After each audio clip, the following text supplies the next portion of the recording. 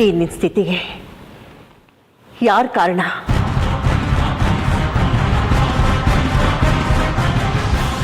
ನೋಡು, ಈ ನಿನ್ನ ಸ್ಥಿತಿಗೆ ಯಾರು ಕಾರಣ ಅನ್ನೋದು ನನಗೆ ಚೆನ್ನಾಗಿ ಗೊತ್ತಿದೆ.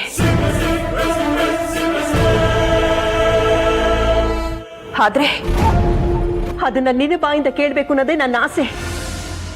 ಅಜ್ಜಿ, ಈಗ ತಾನೇ ಮನೆಗೆ ಬಂದಿದ್ದಾರೆ, ಸ್ವಲ್ಪ ವಿಶ್ರಾಂತಿ ತಗೊಳ್ಳಿ ಬಿಡಿ, ಆಮೇಲೆ ವಿಚಾರಿಸಿದ್ರೆ ಆಯ್ತು.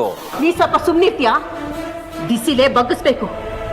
ಯಾವ ಸಮಯದಲ್ಲಿ ಯಾವ ಸಂದರ್ಭದಲ್ಲಿ ಏನ್ ಮಾಡ್ಬೇಕು ಅಂತ ನನಗೆ ಚೆನ್ನಾಗಿ ಗೊತ್ತಿದೆ.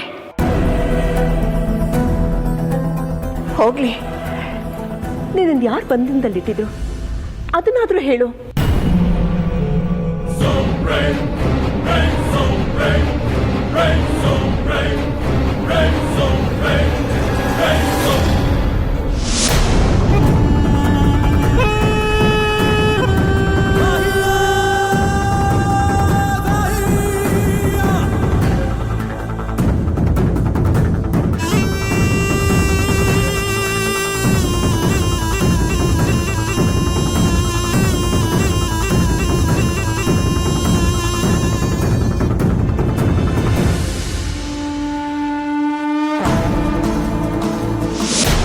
ಅಮೃತ, ಅವನು ಹೋಗ್ತಾ ಇರೋದನ್ನ ನೋಡಿದ್ರೆ ರುದ್ರನೇ ಅವನ ಬಂಧನದಲ್ಲಿ ಇಟ್ಟಿರೋದಂತ ಹೇಳ್ತಾನೆ ಅಂತ ನಂಗೆ ಅನಿಸ್ತಾ ಇದೆ. ಅವಸರ ಬೇಡ, ಕಾದ್ ನೋಡೋಣ.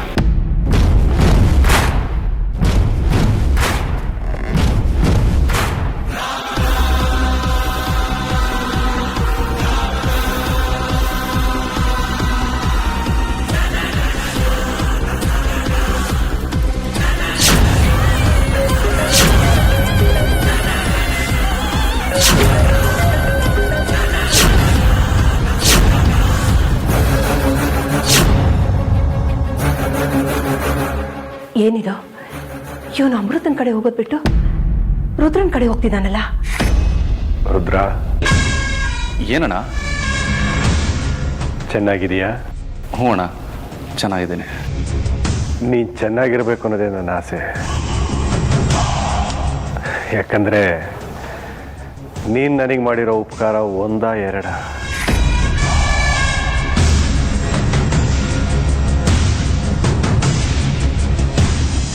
ಅಲ್ಲ ಕಣೋ ವಿಷ್ಣು, ನಾವೆಲ್ಲ ಇಲ್ಲೇ ಇದ್ದೀವಿ. ನಾನು ಕೇಳಿದ ಪ್ರಶ್ನೆಗೆ ನೀನು ಉತ್ತರನೇ ಕೊಡಲಿಲ್ಲ. ಹೋಗಿ ರುದ್ರನ್ ಮಾತಾಡ್ಸ್ತಾ ಇದೆಯಲ್ಲ ನೀನು. ಹೌದಮ್ಮ, ನಿಮ್ಮೆಲ್ಲರಿಗಿಂತ ನನಗೆ ರುದ್ರನ ಕಂಡ್ರೆ ಪ್ರೀತಿ ಜಾಸ್ತಿ. ಅದಕ್ಕೆ ಅವನನ್ನು ವಿಚಾರಿಸ್ಕೊಳ್ತಾ ಇದ್ದೀನಿ.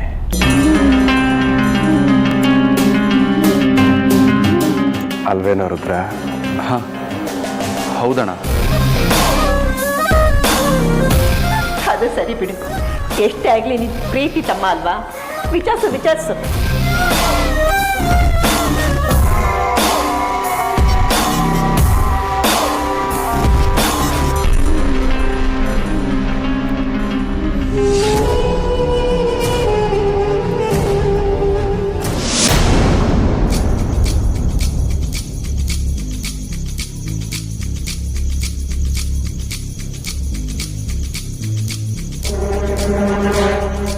ಅಮೃತ, ಏನು ಯೋಚನೆ ಮಾಡ್ತಾ ಇದೆಯಾ? ಎಲ್ಲ ನೀನು ಅನ್ಕೊಂಡಾಗೆ ಆಯ್ತಲ್ವಾ? ನಿಮ್ಮ ಮಾವ ಮನೆಗೆ ಬಂದರು, ನಿಮ್ಮ ಅತ್ತೆನೂ ಸಂತೋಷವಾಗಿದ್ದಾರೆ. ಇದೇ ತಾನೇ ನೀನು ಬಯಸಿದ್ದು? ಹೌದು, ಆದರೆ ಏನು?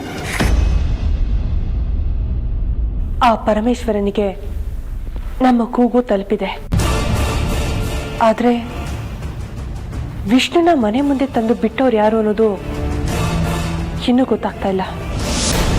ವಿಷ್ಣುಪುರದಲ್ಲಿ ಬಂತಲ್ಲ ಆ ದೈವಿನಾಗ, ಅದೇ ಏನಾದರೂ ವಿಷ್ಣುನ ಮನೆ ತನಕ ತಂದ್ಬಿಟ್ಟು ಹೋಯ್ತಾ? ಅಥವಾ ಅವನೇ ಮನೆ ತನಕ ಬಂದು ನಿತ್ರಾಣಗೊಂಡು ಬಿದ್ದೋದ್ನ? ನನಗೆ ಒಂದು ಅರ್ಥ ಆಗ್ತಾ ಇಲ್ಲ ಶೇಷ. ನೋಡು ಅಮೃತ, ಇಲ್ಲಿ ಯಾವುದು ಅಗೋಚರ ಅಲ್ಲ, ಎಲ್ಲವೂ ಗೋಚರಕ್ಕೆ ಬಂದೇ ಬರುತ್ತೆ. ಆದರೆ ಅದಕ್ಕೆ ಸಮಯ ಸಂದರ್ಭ ಅನ್ನೋದು ಬರಬೇಕಷ್ಟೆ.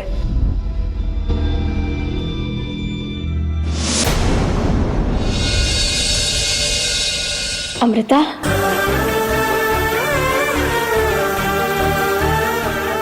ಅತ್ತೆ ಏನು ಇಷ್ಟೊಂದು ಸಂತೋಷವಾಗಿದ್ದೀರಾ? ಈ ನನ್ನ ಸಂತೋಷಕ್ಕೆ ನೀನೇ ಕಾರಣ. ನಾನಾ? ನೀನೇ. ನಿನ್ನ ಬಾಯಿ ಹರಕೆಯಿಂದ ತಾನೇ ನಿಮ್ಮ ಮಾವ ವಾಪಸ್ ಬಂದಿದ್ದು. ನಿನ್ನ ಮಾತಲ್ಲಿ ಅದೇನು ಶಕ್ತಿ ಇದೆಯೋ ಏನೋ, ನೀನು ಏನು ಹೇಳ್ತೀಯೋ ಅದೆಲ್ಲ ಹಾಗೆ ನಡೆಯುತ್ತಲ್ಲ. ಅಯ್ಯೋ ಅತ್ತೆ, ನನ್ನಲ್ಲಾಗಲಿ ನನ್ನ ಮಾತಲ್ಲಾಗಲಿ ಯಾವ ಶಕ್ತಿನೂ ಇಲ್ಲ.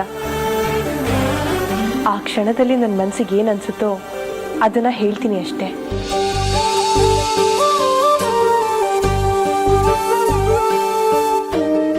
ಅತ್ತೆ, ಯಾಕತ್ತೆ ಕಣ್ಣಲ್ಲಿ ನೀರು?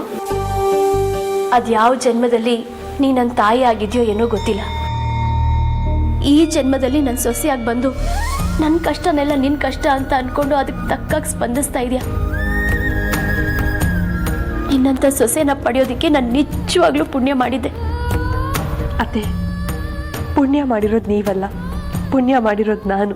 ನೀನಾ? ಹೌದು ಅತ್ತೆ. ತಂದೆ ತಾಯಿ ಇಲ್ಲದಿರೋ ತಬ್ಲಿ ನಾನು.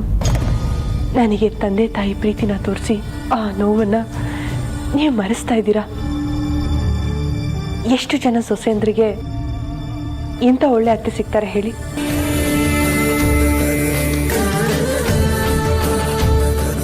ಪ್ರಾಣಕ್ಕಿಂತ ಹೆಚ್ಚಾಗಿ ಪ್ರೀತಿಸೋ ಗಂಡ, ಕಣ್ಣಲ್ಲಿ ಕಣ್ಣಿಟ್ಟು ನೋಡ್ಕೊಳ್ಳೋ ಅತ್ತೆ ಮಾವ,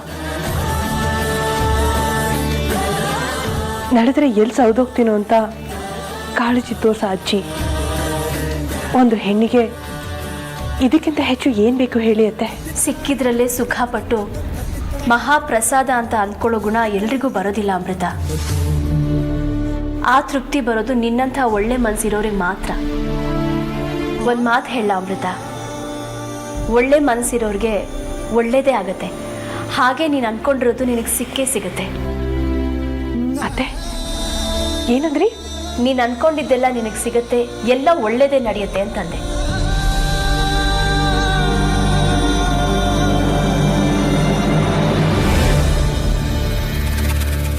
ನೀವು ಹೇಳ್ದಾಗೆ ನಡೆದ್ಬಿಟ್ರೆ ನನ್ನಷ್ಟು ಅದೃಷ್ಟವಂತೆ ಬೇರೆ ಯಾರೂ ಇಲ್ಲ ಅತ್ತೆ. ನಡೆಯುತ್ತೆ ಅಮೃತ. ನಾನು ಹೋಗಿ ದೇವ್ರ ಪೂಜೆ ಮಾಡ್ತೀನಿ. ಸರಿ ಅತ್ತೆ.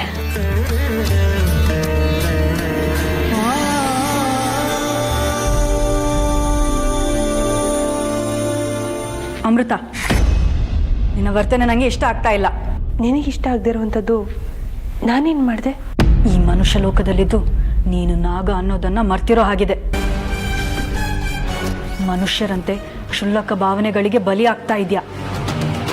ಇಂಥ ದೌರ್ಬಲ್ಯಗಳಿಗೆ ನೀನು ಬಲಿ ಆದ್ರೆ ನಿನ್ನ ಗುರಿನ ನೀನು ಮುಟ್ಟೋದಕ್ಕೆ ಆಗೋದಿಲ್ಲ ಅಮೃತ. ಇವತ್ತಲ್ಲ ನಾಳೆ ನೀನು ವಿಷ್ಣುನ ಕೊಲ್ಲೇಬೇಕು. ಯಾಕಂದ್ರೆ ಅವನು ನಿನ್ನ ತಂದೆ ತಾಯಿನ ಕೊಂದವನು. ಅವನು ನಮ್ಮ ನಾಗಮಣಿನ ನಮ್ಮ ಲೋಕದಿಂದ ದೂರ ಮಾಡಿದವನು.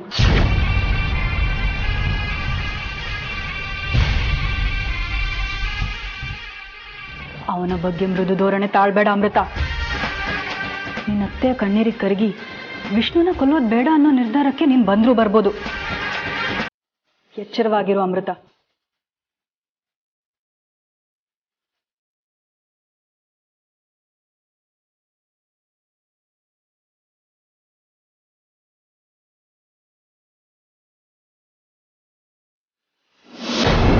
ವಿಷ್ಣು, ನೀನು ನನ್ನಿಂದ ಏನೋ ಮುಚ್ಚಿಡ್ತಾ ಇದೆಯಾ?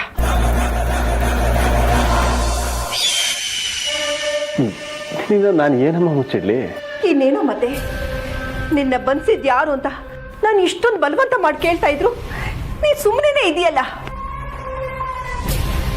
ನೋಡು, ನಿನ್ನ ಬನ್ಸಿದ್ ಯಾರು ಅಂತ ನನಗೆ ಗೊತ್ತಾಗಿದೆ.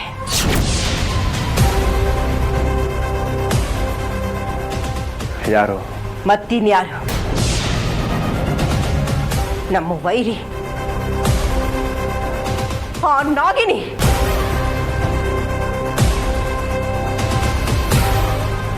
ಅವಳ ಕೆಟ್ಟ ದೃಷ್ಟಿ ನಮ್ಮ ಮನೆಯವ್ರ ಮೇಲೆ, ನಮ್ಮ ಮನೆ ಮೇಲೆ ಯಾವತ್ತು ಬಿತ್ತೋ ಅವತ್ತಿಂದ ನಾನಾಗ್ಲಿ ನಮ್ಮ ಮನೆಯವರಾಗ್ಲಿ ನೆಮ್ಮದಿಯಿಂದ ನಿದ್ದೆ ಮಾಡಿಲ್ಲ, ಸಂತೋಷವಾಗಿ ಒಟ್ಟಿಗೆ ಕೂತ್ಕೊಂಡು ಊಟ ಮಾಡಿಲ್ಲ. ಇಲ್ಲಮ್ಮ, ನೀನು ಹೇಳ್ತಾ ಇರೋದು ಸುಳ್ಳು.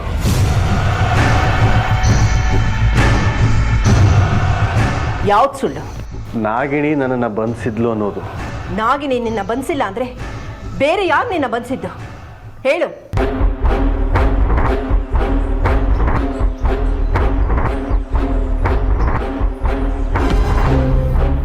ಹೇಳೋ, ನಿನ್ನನ್ನೇ ಕೇಳ್ತಾ ಇರೋದು. ಯಾರು? ಅದು ಏನು ಅದು ಇದು ಅಂತ ಇದೆಯಾ? ನಾಗಿನಿ ನಿನ್ನ ಬಂಧಿಸಿಲ್ಲ ಅಂದ್ರೆ ಬೇರೆ ಯಾರೋ ಇರ್ಬೇಕಲ್ವಾ? ಯಾರು? ನಮ್ ಬಂಧುನ, ನಮ್ ಬಳಗನ, ಅಥವಾ ನೀನ್ ಓಡಾಡ್ತಿದ್ದವ್ರ, ನಿನ್ ಸ್ನೇಹಿತರ, ಬಿಸ್ನೆಸ್ ಪಾರ್ಟ್ನರ್ಸ? ಹೇಳೋ, ಯಾರು ಅಂತ ಹೇಳೋ. ಅವ್ರು ಯಾರು ಅಲ್ಲಮ್ಮ.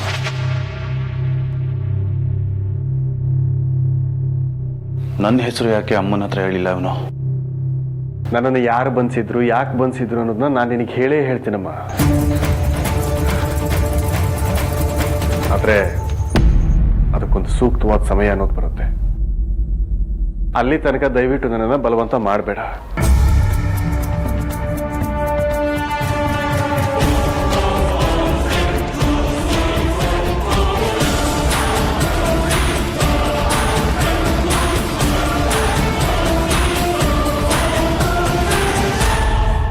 ನಾನಿಷ್ಟು ಒತ್ತಾಯ ಮಾಡಿ ಕೇಳ್ತಾ ಇದ್ರು ಇವನು ಬಾಯಿ ಬಿಡ್ತಿಲ್ಲ ಅಂದ್ರೆ ಇದರಿಂದ ಏನೋ ಬಲವಾದ ಕಾರಣ ಇದ್ದೇ ಇದೆ.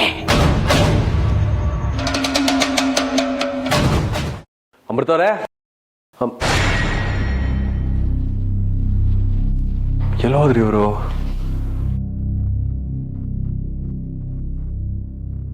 ಇವ್ರನ್ನ ಕಾಯೋದ್ರಲ್ಲೂ ಹುಡ್ಕೋದ್ರಲ್ಲೂ ಏನೋ ಒಂಥರ ಸುಖ ಇರುತ್ತೆ. ಆದರೂ ಎಲ್ಲಿ ಹೋದ್ರು? ಅಮೃತವ್ರೆ, ಅಮೃತವ್ರೆ,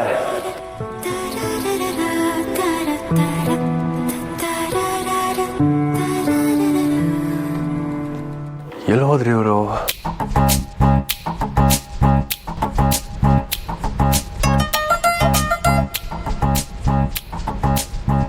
ಅಮೃತವ್ರೆ, ಇದೇನು ಆಶ್ಚರ್ಯ?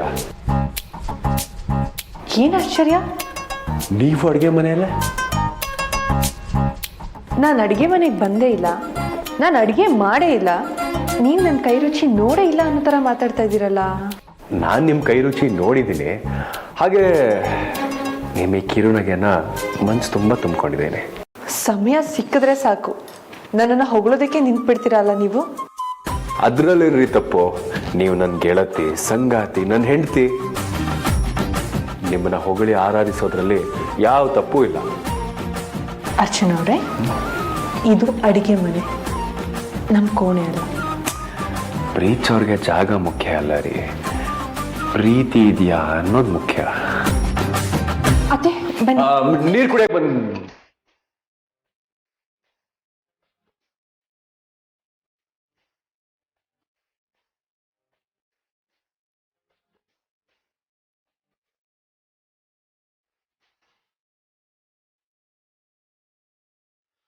ಈ ವಿಚಾರದಲ್ಲಿ ನಿಮ್ಮನ್ನ ಹೇಗೆ ನಾನು ಹಿಡಿತದಲ್ಲಿ ಇಟ್ಕೋಬೇಕು ಅನ್ನೋದು ನಂಗೆ ಚೆನ್ನಾಗಿ ಗೊತ್ತು. ನಾನಾಗಲೇ ನಿಮ್ಮ ಹಿಡಿತಕ್ಕೆ ಸಿಕ್ಕಾಕೊಂಡ್ಬಿಟ್ಟಿದ್ದೀನಿ ರೀ. ಈ ಮಾತಿಗೇನು ಕಡಿಮೆ ಇಲ್ಲ ರೀ. ಒಂದು ಮಾತು ಹೇಳ. ಹೇಳಿ. ನೀವತ್ರು ನಕ್ಕರು ಕೋಪ ಮಾಡ್ಕೊಂಡ್ರು, ನಿಮ್ಮ ಸೌಂದರ್ಯ ಮಾತ್ರ ಹಾಗೆ ಇರುತ್ತೆ ಕಣ್ರಿ. ಅದೇನೋ ಹೇಳ್ತಾರಲ್ಲ, ಚಿರ ಸೌಂದರ್ಯವತಿ ಅಂತ, ಹಾಗೆ. ಸಾಕು ಸಾಕು, ಹೊಗಳೋದನ್ನ ನಿಲ್ಲಿಸಿ. ನನ್ನನ್ನ ಹುಡ್ಕೊಂಡು ಬಂದಿದ್ದ ವಿಚಾರ ಏನು ಅಂತ ಹೇಳಿ. ನಿಮ್ಮ ರೂಪ ಸೌಂದರ್ಯ ನೋಡಿ ನನ್ನನ್ನು ನಾನೇ ಮರ್ತು ಹೋಗಿದ್ದೀನಿ. ಹಾಗೆ ಇಲ್ಲಿಗೆ ಯಾಕೆ ಬಂದೆ ಅನ್ನೋದು ನೆನಪಿಲ್ಲ.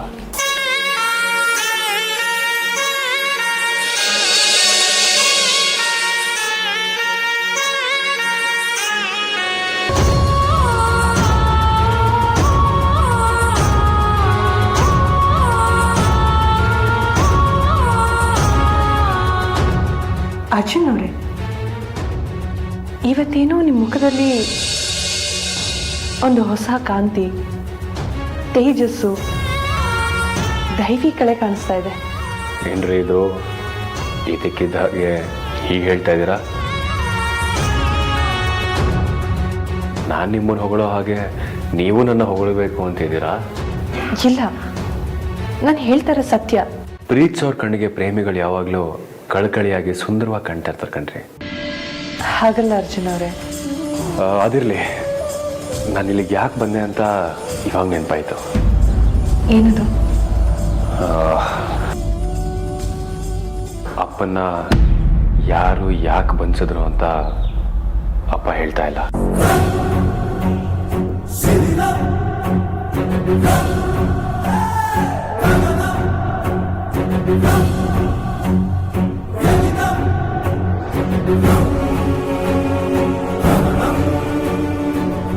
ಅಚ್ಚರಿ, ನೀವೇನು ಅಡುಗೆ ಮನೆಯಲ್ಲ?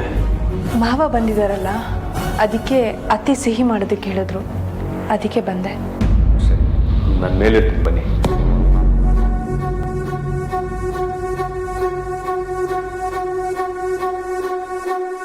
ವಿಷ್ಣು ಯಾಕೆ ರುದ್ರನ ಹೆಸರು ಹೇಳ್ತಾ ಇಲ್ಲ? ನನಗೊಂದು ಅರ್ಥ ಆಗ್ತಿಲ್ಲ. ವಿಷ್ಣು ಸಾಮಾನ್ಯ ಅಲ್ಲ. ಅವನು ರುದ್ರನ ಹೆಸರು ಹೇಳದೇ ಇರೋದಕ್ಕೆ ಒಂದು ಬಲವಾದ ಕಾರಣ ಇದ್ದೇ ಇರುತ್ತೆ. ಅದು ಏನನ್ನೋದನ್ನು ತಿಳ್ಕೊಂಡು ರುದ್ರನ್ ಬಣ್ಣ ಮನೆಯವ್ರ ಮುಂದೆ ಬಯಲು ಮಾಡಬೇಕು.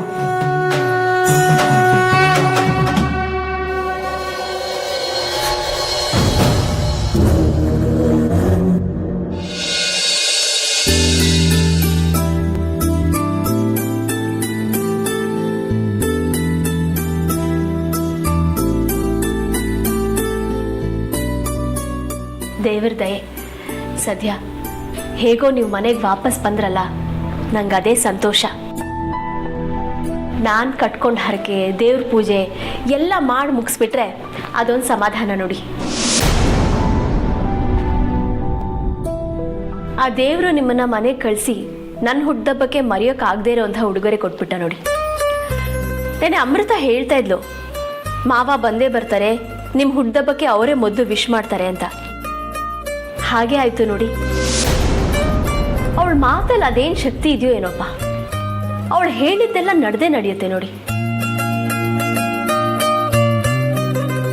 ರೀ, ನಾನು ಇಷ್ಟೆಲ್ಲ ಮಾತಾಡ್ತಾ ಇದ್ರು ನೀವು ಸುಮ್ಮನೆ ಕೂತಿದ್ದೀರಲ್ಲ, ಏನಾದರೂ ಮಾತಾಡ್ರಿ. ಮಾತಾಡೋದಕ್ಕೆ ಏನಿದೆ? ಇಷ್ಟು ದಿನ ಆದ್ಮೇಲೆ ನೀವು ನನ್ನ ನೋಡ್ತಾ ಇದ್ದೀರಾ. ಆ ಸಂಭ್ರಮ ಆಗಲಿ ಸಂತೋಷ ಆಗಲಿ ನಿಮ್ಮ ಮುಖದಲ್ಲಿ ಕಾಣಿಸ್ತಾನೆ ಇಲ್ವಲ್ಲ? ಪ್ಲೀಸ್, ಈಗಾಗಲೇ ನನ್ನ ಮನಸ್ಸು ಸರಿ ಇಲ್ಲ. ಇನ್ನಷ್ಟೇನೇನೋ ಮಾತಾಡಿ ಮತ್ತೆ ಡಿಸ್ಟರ್ಬ್ ಮಾಡಬೇಡ ನನ್ನನ್ನು. ನಾನು ಮಾತಾಡೋದು ನಿಮಗೆ ಡಿಸ್ಟರ್ಬ್ ಆದ ಹಾಗಾಗತ್ತಾ? ಮದುವೆ ಆದಾಗ್ಲಿಂದ ನೀವು ಯಾವತ್ತೂ ಈ ಮಾತನ್ನ ಹೇಳಿರ್ಲಿಲ್ಲ ರೀ.